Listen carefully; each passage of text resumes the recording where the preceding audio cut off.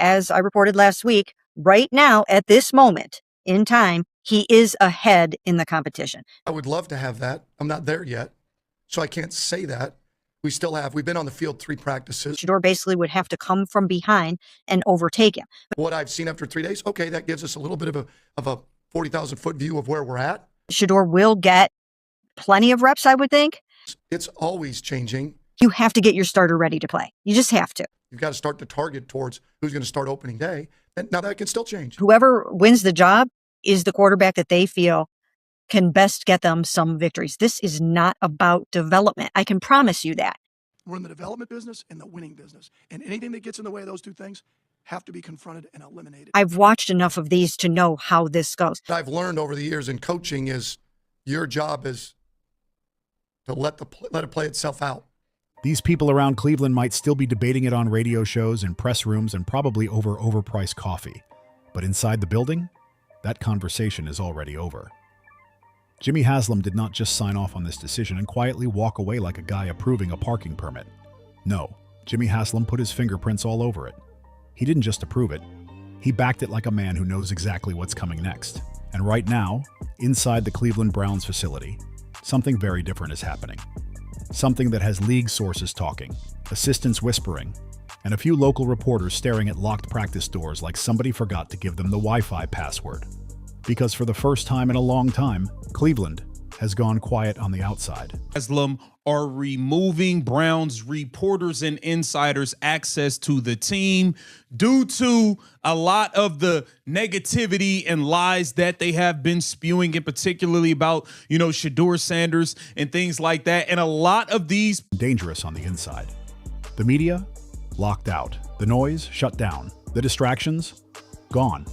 And while the same people who spent months picking apart Shedeur Sanders are standing outside trying to connect dots that no longer connect. Shedeur Sanders is inside doing what quarterbacks are paid to do, letting it fly, and not just throwing footballs. No, according to people around that building, he's throwing absolute lasers, tight spirals, deep balls with touch.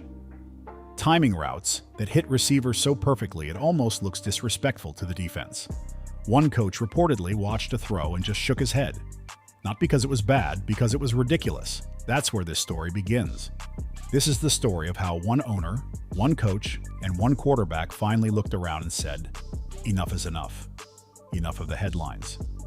Enough of the manufactured quarterback drama. Enough of the weekly anonymous source circus. Enough of the people who seem more interested in controversy than actual football. And what they're building behind those closed doors right now, it may end up changing the entire direction of this franchise. But to understand why this moment matters so much, you have to go back to where this latest storm really started. Just 3 days into voluntary minicamp, 3 days, not 3 weeks, not a month of practice, not a full quarterback battle, just 3 days. Mary Kay Cabot dropped her opinion that Deshaun Watson was still the more likely starter over Shedeur Sanders. 3 days, that's not analysis.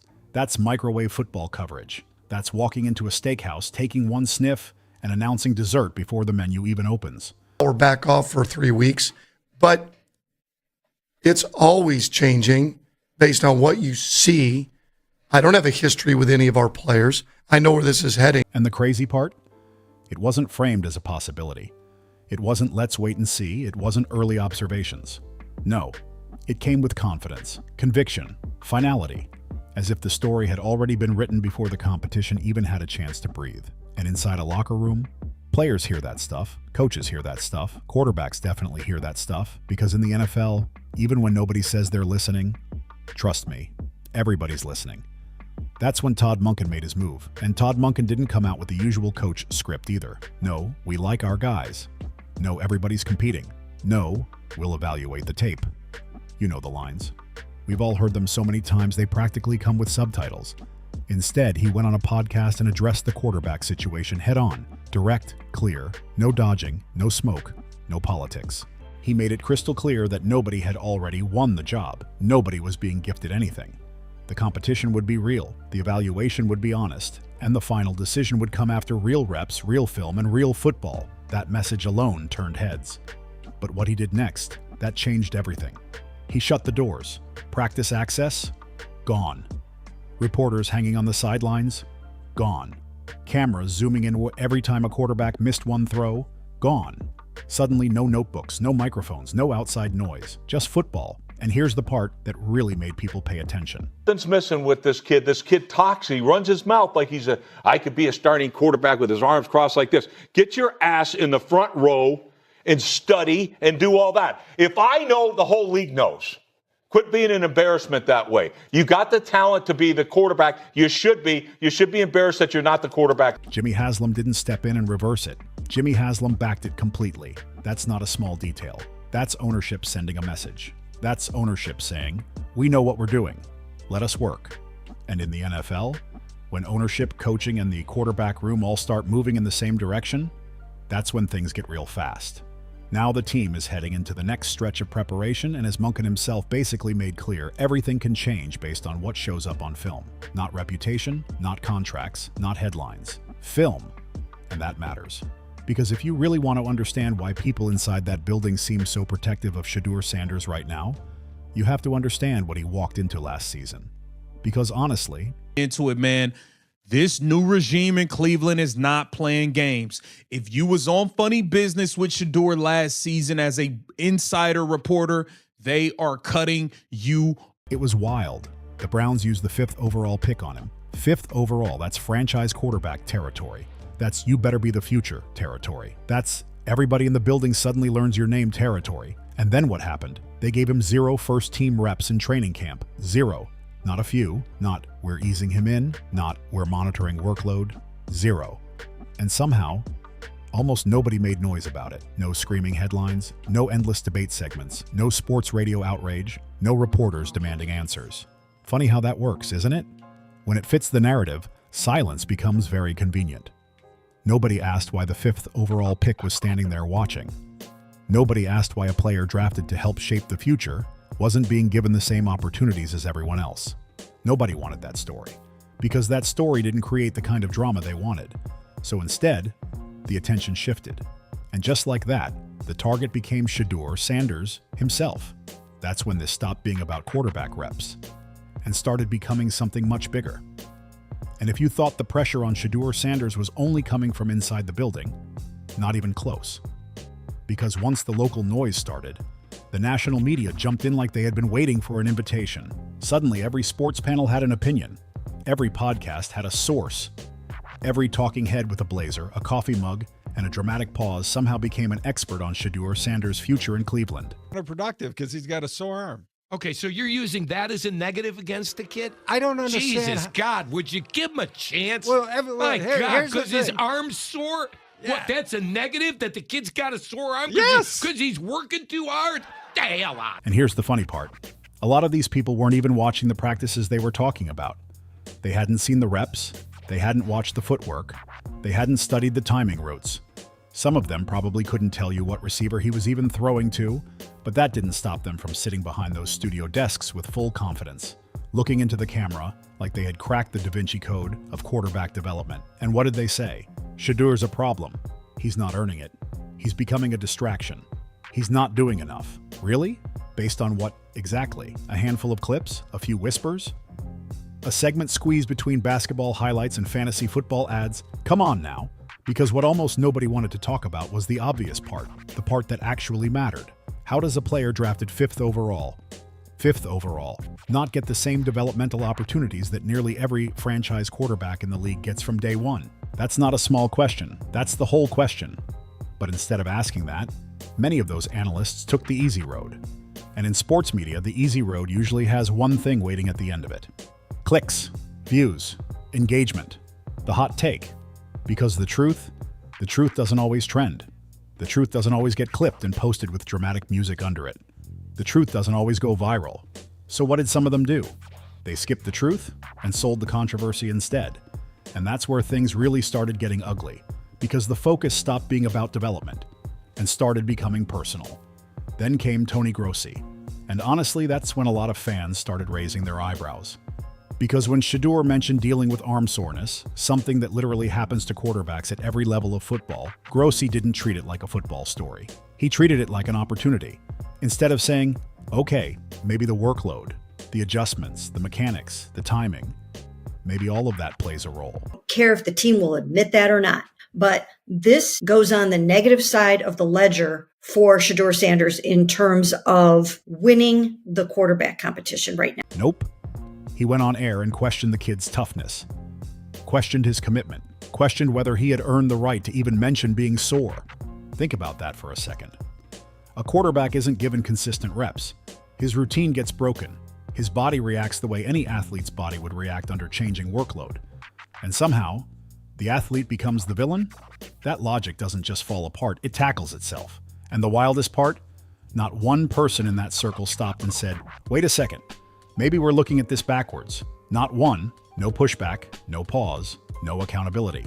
Just another headline, another segment, another opinion packaged like fact. And while all of that was happening publicly, Mary Kay Cabot kept building something in the background. Week by week, story by story, headline by headline, she questioned Shedeur Sanders' discipline. She questioned his maturity. She questioned his focus. And little by little, a narrative started forming. Not based on complete evidence, not based on full opportunity, not based on equal competition, but based on perception. And in today's sports world, perception can move faster than reality. One article becomes a discussion. That discussion becomes a debate. That debate becomes a national talking point. And before you know it, people who never watched a single Browns practice suddenly feel like they know everything. Meanwhile, another quarterback's name kept popping up in those conversations, Dillon Gabriel. And suddenly the message became, maybe Gabriel is the better option. Maybe Cleveland missed. Maybe Sanders isn't ready. Maybe. Funny how maybe always seems to show up when people don't actually have enough facts. And through all of that, Shedeur Sanders kept working. No press conference, no social media meltdown, no pointing fingers, no blaming coaches, no blaming reporters, just football. And that's what makes all of this even more interesting. Because when the new season arrived, nothing changed on the outside. Mary Kay picked right back up where she left off, 3 days into voluntary minicamp, and there it was again. Another early declaration. Another confident projection that Deshaun Watson was still the more likely starter. 3 days. Not a real quarterback battle, not full OTA competition, not preseason film. 3 days. That's not patient evaluation. That's not balanced reporting. That's not let's see what happens. That's a narrative being built before the evidence even gets a chance to breathe. But here's where the story takes a turn. And this is where everything starts getting very interesting. Because eventually, Shedeur Sanders got his chance. And when that moment finally came, he didn't walk onto that field looking overwhelmed. He didn't look rattled. He didn't look like the version the critics had been selling for months. No. He looked ready. He looked sharp. He looked like exactly what a 5th overall pick is supposed to look like. The arm talent? Real. The poise? Real. The confidence? Definitely real. And everyone watching inside the stadium, at home, on social media, even some of the same people who doubted him, saw it with their own eyes. And then something amazing happened.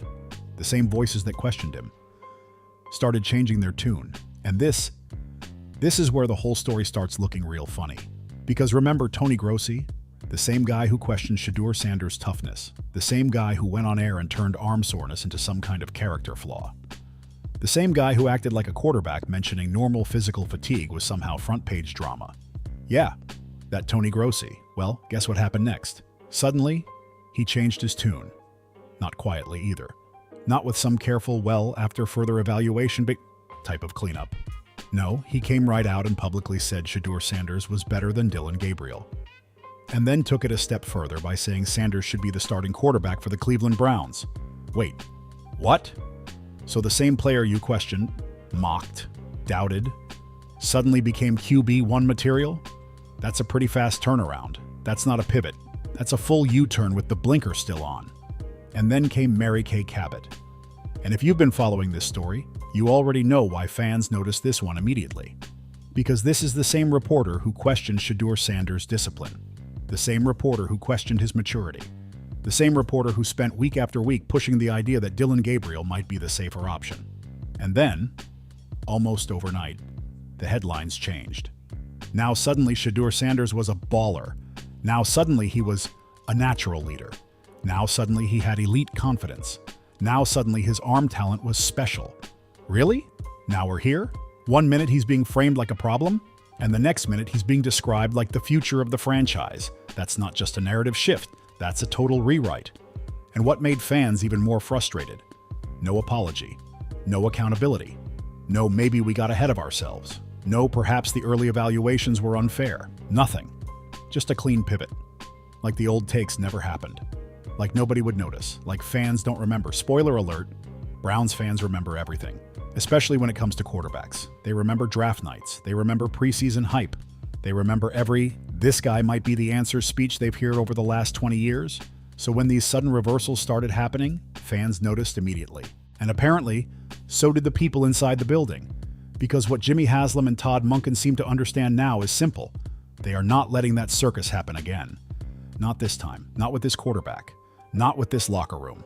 That's exactly why those practice doors are closed right now. And while reporters are standing outside trying to piece together scraps of information like detectives in a low-budget crime show, people close to the organization are describing something completely different on the inside. And honestly, what they're describing doesn't even sound like regular minicamp anymore. It sounds like a quarterback showcase. It sounds like an audition for the Pro Bowl. Because according to multiple people close to the Browns, Shedeur Sanders has been absolutely dealing.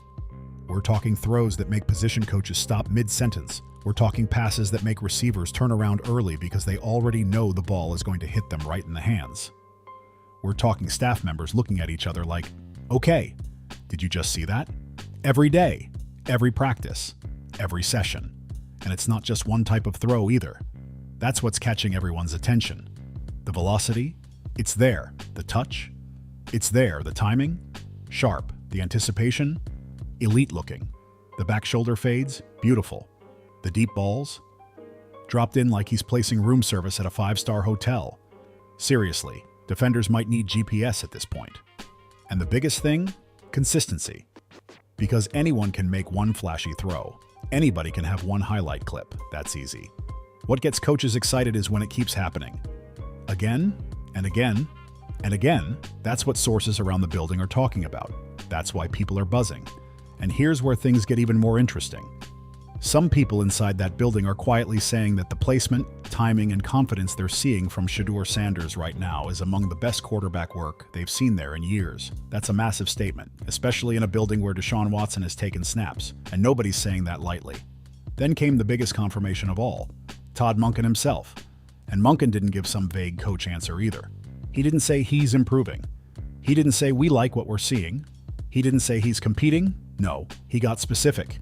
He publicly pointed directly at Shedeur Sanders' arm talent. Specifically, not college film, not draft hype, not social media clips, not combined measurements, not what scouts said 6 months ago. What Monken has personally seen with his own eyes, in real NFL practices, in real time. That matters. Actually, that changes everything. Because when a coach says that publicly, he's not just giving compliments. He's sending a message, a real one, to the locker room, to the front office, to ownership, to the media, and to every quarterback in that room. And the fact that Jimmy Haslam is standing behind Todd Monken on this, that may be the biggest development of all, because Haslam has taken criticism before. Plenty of it. Fair or unfair. Browns fans have seen the ups and downs. But this time, this feels different. This feels like ownership finally understanding that developing a young quarterback isn't just about talent. It's also about environment. And that's the part most people outside the building still don't fully understand. Every manufactured controversy, every headline designed to create drama, every rushed opinion built around half the facts. It all costs something. Maybe not for the people behind microphones. Maybe not for the people sitting in TV studios with perfect lighting and hot coffee. But for players, it costs focus. It costs energy. It costs preparation. Because every time a young quarterback has to spend mental energy blocking out noise, that's energy he's not spending studying coverages, building chemistry, sharpening footwork, or mastering the offense. And after watching Shedeur Sanders go through that for an entire season, Jimmy Haslam finally saw exactly what was happening. He watched a young quarterback deal with criticism before he was fully given opportunity. He watched people form conclusions before the reps ever came. He watched narratives get built before real development had a chance to happen. And maybe most importantly, he watched how Shedeur handled all of it. No interviews trying to clap back, no emotional social media posts, no public finger pointing, no excuses, no drama. While everybody else was talking, Shedeur Sanders kept working. While people were writing stories, he kept studying. While critics were debating his future, he kept showing up. And in this league, coaches notice that. Veterans notice that. Ownership definitely notices that. So when Todd Monken finally drew the line and said enough, no more outside distractions, no more cameras, no more sideline noise, Jimmy Haslam didn't hesitate. He backed him immediately. And that right there, that's what real organizational alignment looks like. That's what it looks like when an owner, a head coach, and a quarterback room all start moving in the same direction. Not press conferences, not slogans, not off-season hype videos with dramatic music. Real alignment. And now heading into this season, Monken is making one thing crystal clear. The only voices that matter inside that building are the voices helping Shedeur Sanders become the quarterback Cleveland drafted him to become. Not the reporters, not the critics, not the weekly hot takes, not the people changing opinions every time one pass goes viral. Those people can keep talking from outside the gates. They can keep guessing. They can keep writing. They can keep trying to predict what's happening behind closed doors, but they won't be part of it. Not this time. Because after everything Shedeur Sanders went through last season, after all the noise, all the criticism, all the doubts, when his opportunity finally came, he answered. And now Cleveland looks like a franchise that's finally ready to protect its future instead of feeding it to the headlines. The doubters can keep watching from outside. The critics can keep refreshing their sources. The noise can stay outside the building. Because inside, that's where the real work happens. And now I want to hear from you. If the season started tomorrow, would you make Shedeur Sanders QB1 in Cleveland? Or do you still think the Browns go another direction? Drop your take in the comments, and if you're riding with Shedeur Sanders this season, hit subscribe, because this story is only getting started.